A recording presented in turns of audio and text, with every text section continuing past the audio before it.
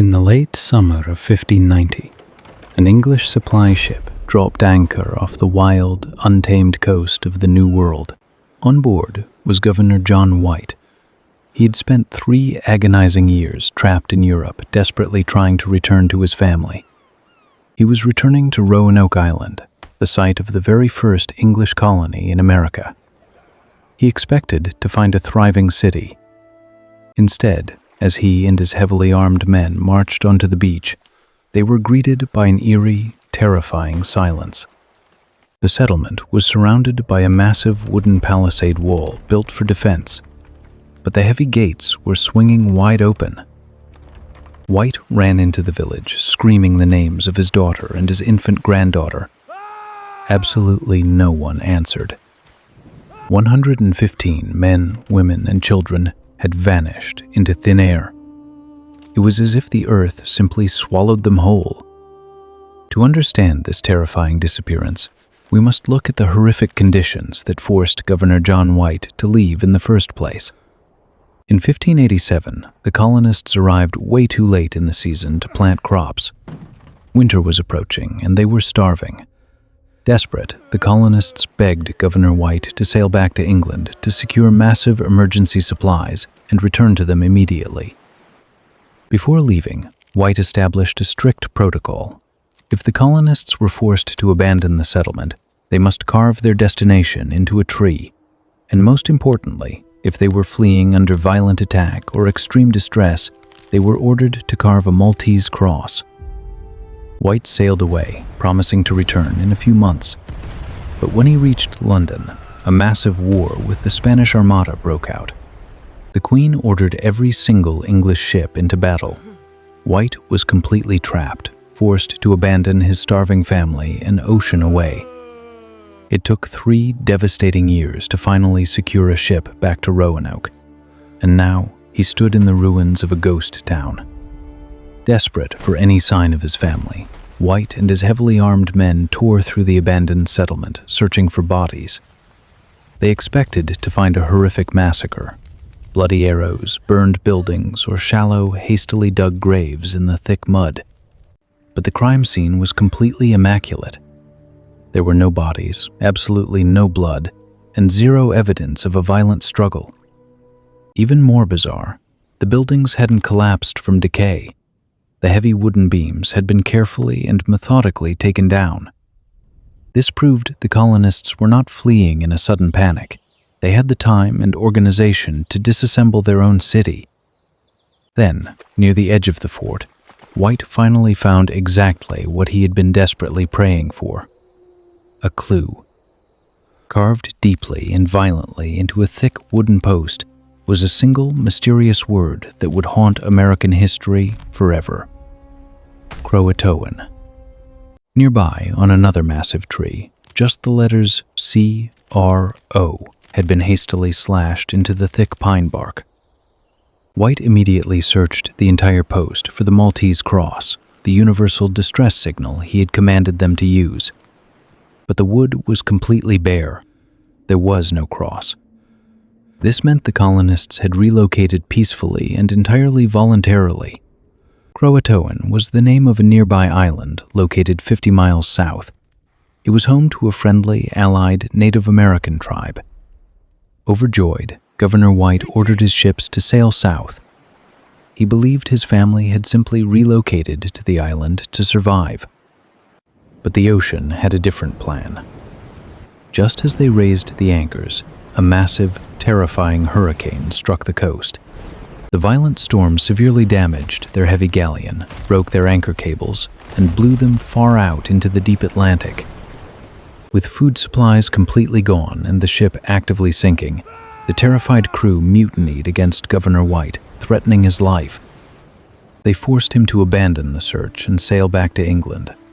John White never saw his family again. For over 400 years, the fate of the Roanoke Colony was a total mystery. The leading theory was peaceful assimilation. But recently, historians analyzing a map painted by Governor White noticed 2 small, mysterious patches of paper glued over the drawing. They were intentionally placed to hide something. Using high-tech light sensors, scientists looked underneath the invisible paper patches. What they found completely changes the entire story, proving the colonists were hiding from a terrifying, highly trained military threat. Hidden beneath the patch was a drawing of a massive, star-shaped defensive fort located 50 miles inland, deep inside the forest.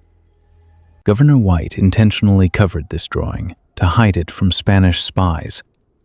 The Spanish Empire desperately wanted to wipe out the colony. During the 1580s, Spanish soldiers were actively hunting and slaughtering English colonists along the American coast to protect their territory.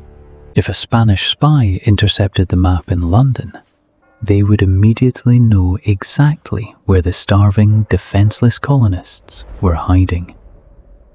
The colonists didn't just walk away.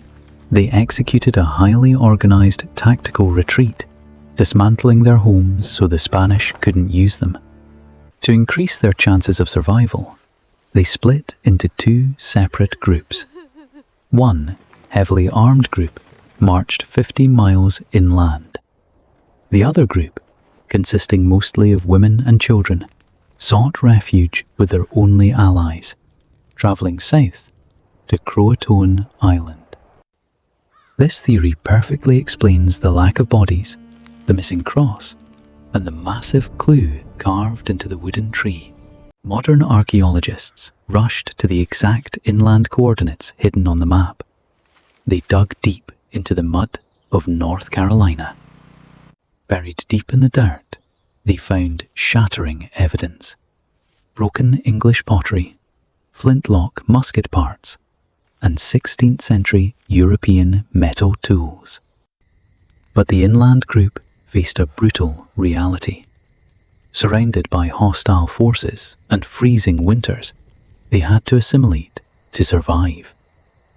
Decades later, when modern explorers ventured deep into the North Carolina mainland, they documented finding something completely unexplainable in the woods. They encountered native tribes with blonde hair and blue eyes, speaking an ancient dialect of Elizabethan English from the 1500s. Today, modern DNA testing confirms that European genetics mixed with local native populations exactly during the time the famous colony vanished. A massive archaeological project on CROATOAN Island revealed a stunning truth. Buried in the sand were English swords and copper rings. Both groups completely assimilated into the friendly indigenous tribes. They abandoned their English identity, adopted the native culture, and survived.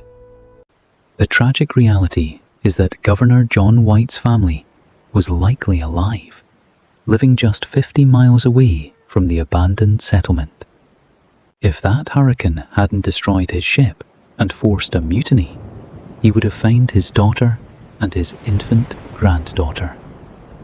Instead, Virginia Dare, the first English child born in America, grew up completely unaware of her true European heritage.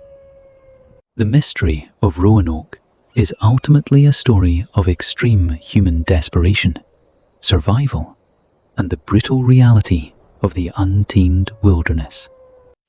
Sometimes, people don't vanish because of ghosts, aliens, or magic.